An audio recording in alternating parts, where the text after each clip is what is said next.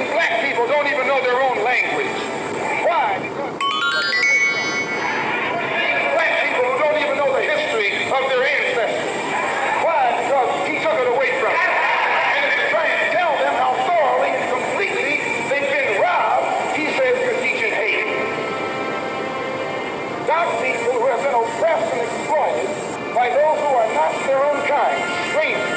So the only way we're going to get some of this oppression and exploitation away from us or aside from us is come together against the common enemy.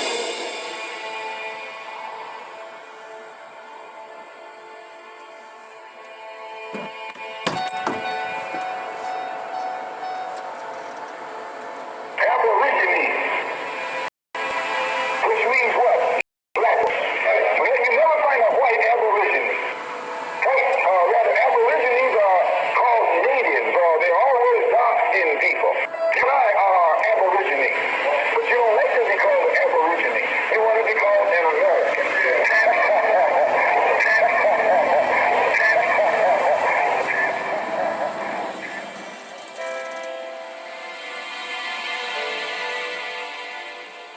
Aborigine actually means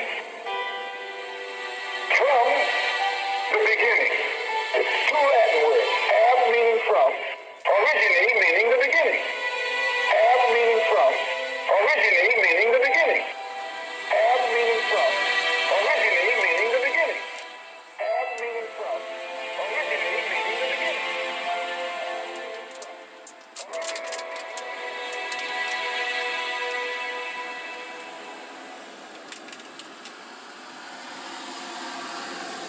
To watch all of my exclusive content not featured here on my channel, log on to my website at imjustheretomakeyoutthink.com/films.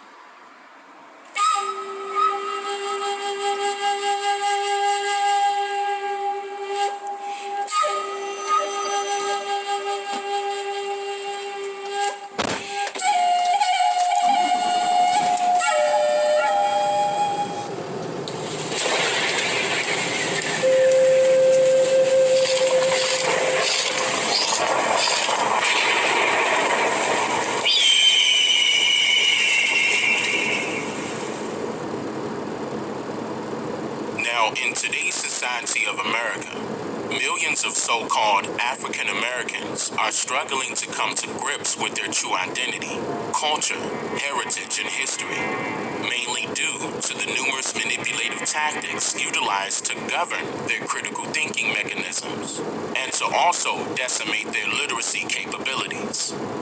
Each one of these manipulative social engineering experiments can only be detected and detached from one's subconscious when standing outside of the box.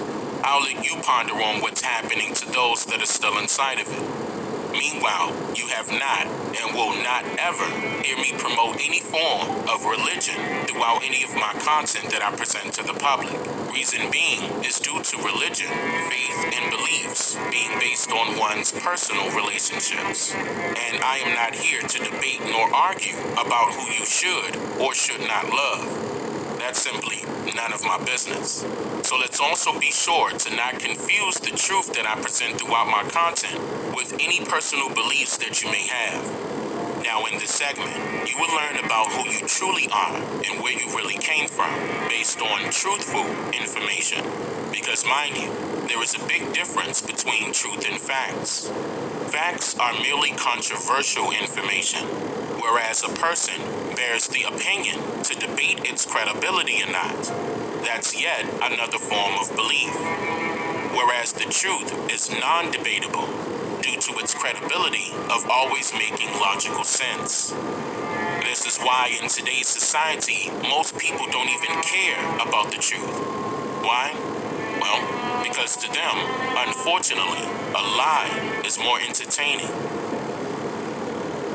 So now let's start with March 1st, 1790, when then President George Washington and Vice President John Adams, along with Speaker of the House Frederick Muhlenberg, signed the 1790 Census Act.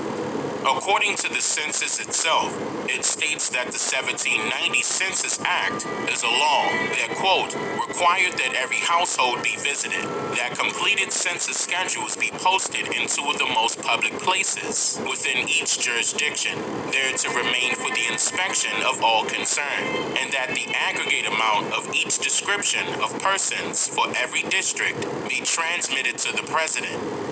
So let me point out that some households, not all, were visited by these individuals entitled as census enumerators, also known as census takers, who are technically federal government unsupervised employees who allegedly went from town to town, city to city, and door to door, deciding who was of what race, and then documented the family they meet as such.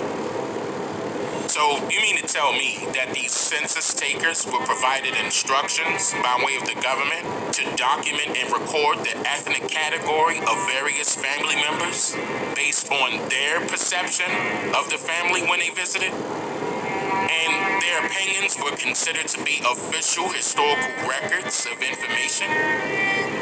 Even though they did not count every individual living within the United States due to the multiple indigenous Nietzsche raids and rebellions occurring during this time period, the alleged first official census of the entire United States was implemented on a day dubbed as Census Day on August 2nd, 1790. See, now, what's very important to note here is that the, quote, free people of color were recorded all in one group. And also note that it states free and not freed, as if they were freed people from some form of enslavement. I go into more detail about the census labels in the documentary that I'll link above right now. But I said all of that for a particular reason, and that is, the official 1790 U.S. Census population count was a total of 3,929,214 people.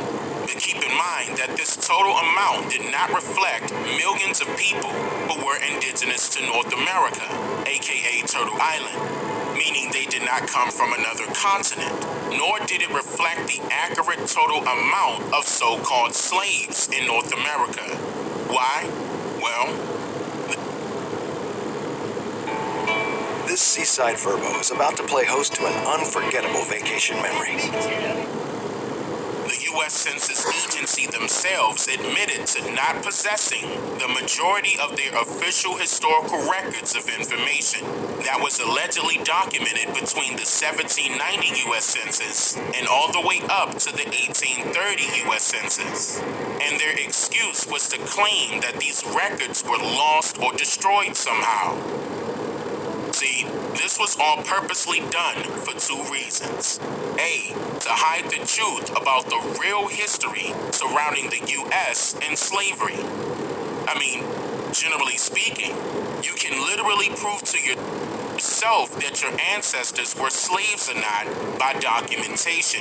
You can check and see if your ancestors came off a boat. I've been sharing this information publicly for years now, along with my sources, and I still have not heard from anyone that used my instructions to trace their family that I have available on Amazon Prime and anywhere else books are sold, that one of their ancestors were documented as being a former slave. The people that reached out to me that has or is currently undergoing research on their family's history have not failed with discovering that their family members were either never enslaved and has always been free, or worked as an indentured servant for money, land ownership, business ownership, etc., and considered to be freedmen once their obligations of servitude expired.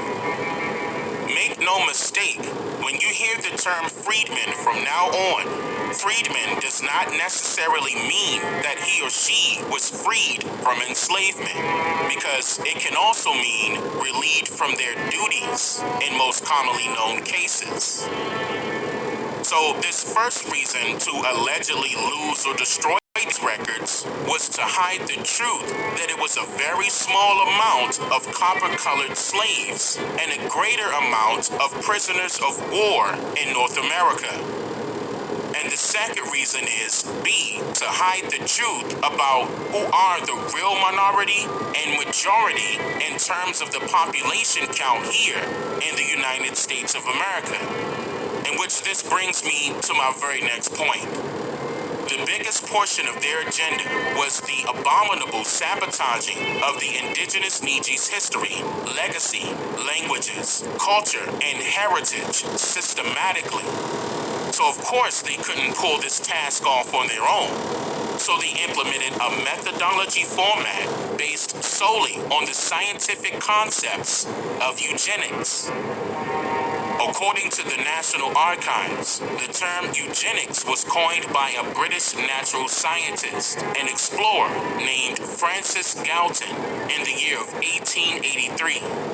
Now, there are two sides to every coin, so I'll be sure to flip each side over, and I'm not theoretically speaking here. Eugenics was implemented to help improve one selected group of people and their future generations to come, to overtake and oversee yet another set group of people and their future generations by way of extermination of their mindsets. This rabbit hole goes much deeper than one may assume. Allow me to simplify the explanation of this paramount method utilized by the likes of your industrialized institutions throughout America still to this very day.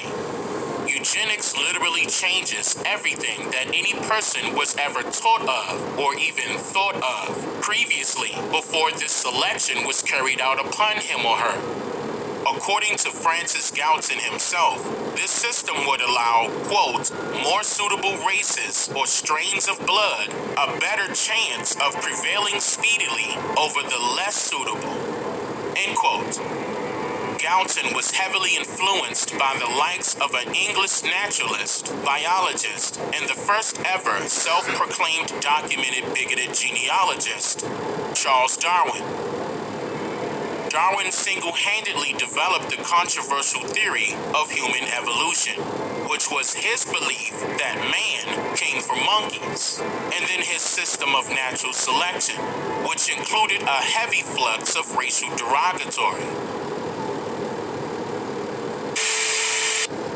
Since 1859, that's when Charles Darwin introduced Origin of Species by natural selection and the favored human races. Did you know that today they only report half the title that Charles Darwin wrote? His title had to do with favored human races, assigning supremacy to the Aryan race, all others being inferior. How many knew that? Only a handful. His book was racist, and that was the basic purpose for writing it. During the early 1900s, the social engineering aspect of Darwin's theory became popular worldwide amongst many scientists alike, high-ranking politicians, and it even caught the eye of the elitists. More about this in the second installment concerning this topic. But I mention all of this to inform you that they played a prominent role in elevating the advancement of eugenics, specifically for the sake of their own race, disguised as if this was for the benefit of all humanity, at a cost of whatever they desired. They were religiously following this formula or rule, dubbing it as survival of the fittest.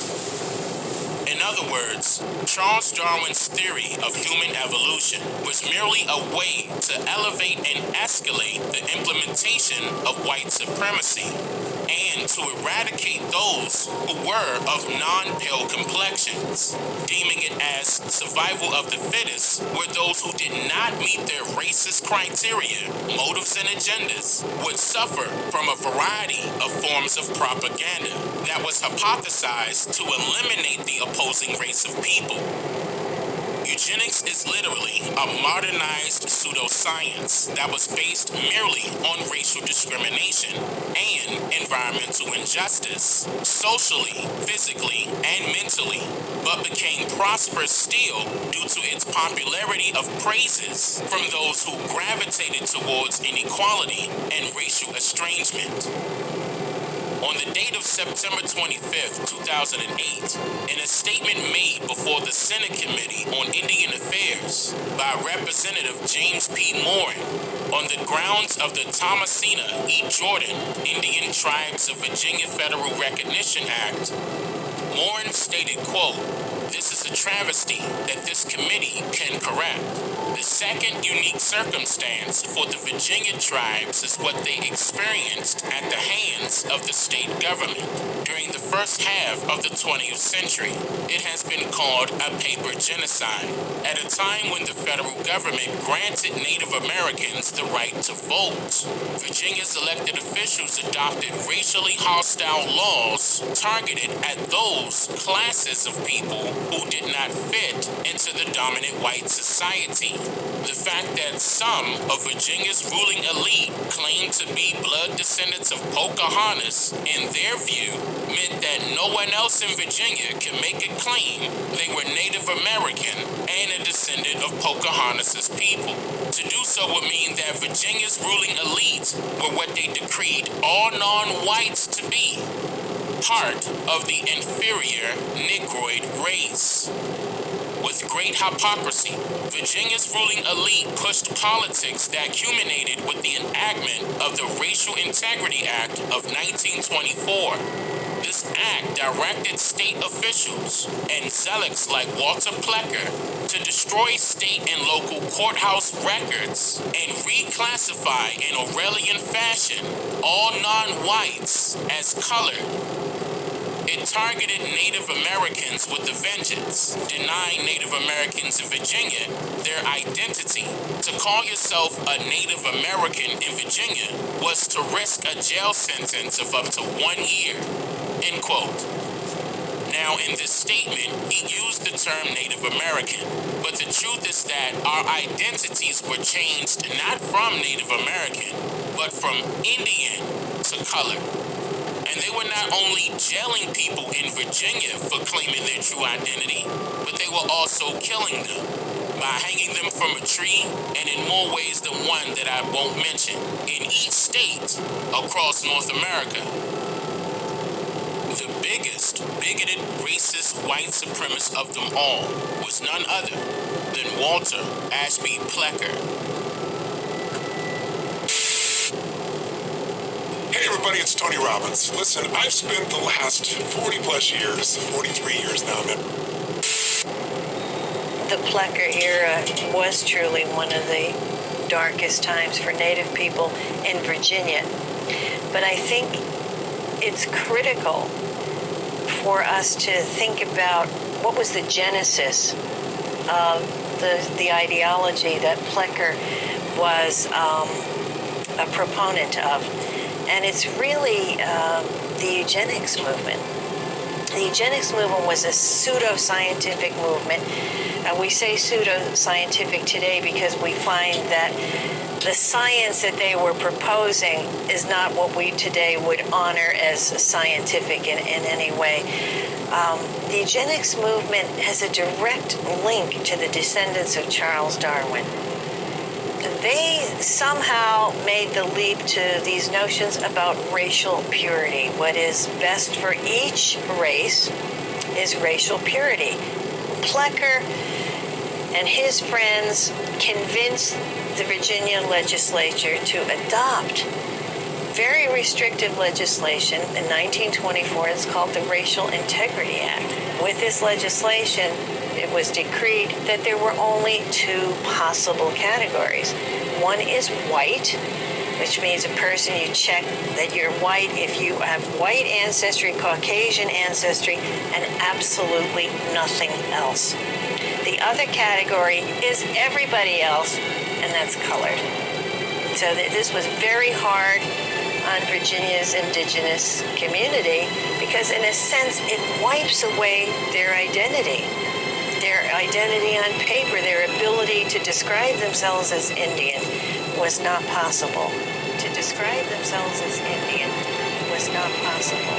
Keep in mind that our elder family members' birth certificates were changed multiple times to state colored, Negro, mulatto, and now Black or African American as their classifications of racial identity by way of the federal government systematically.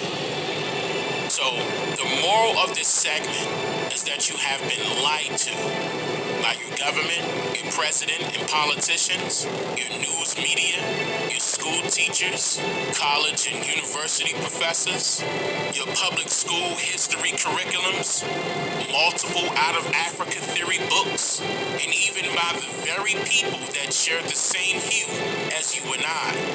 And that's a whole nother story within itself. Now, I challenge each and every one of you to seriously research your mother or your grandmother or your great-grandmother's birth certificates right now. And if it has the letter C or COL dot or color and every other misclassified title of race created by the government that I just mentioned, then at that moment you will know the absolute truth about who you really are. I'm just here to make you think.